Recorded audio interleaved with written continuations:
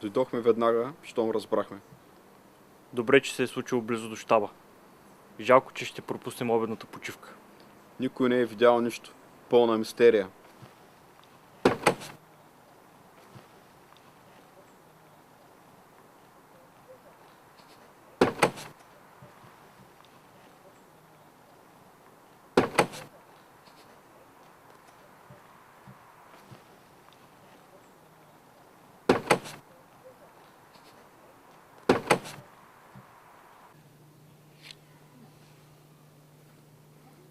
Соледът още не се е разтопил на земята и инцидентът е станал много скоро.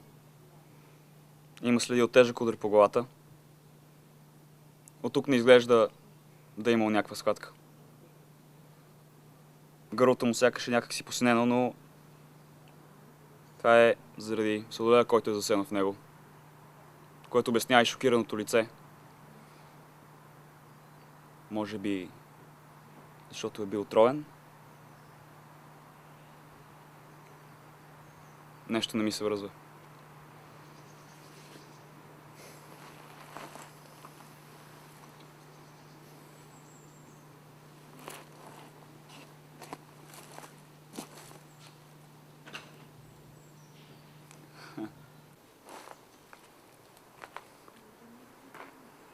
Изглежда, че уликите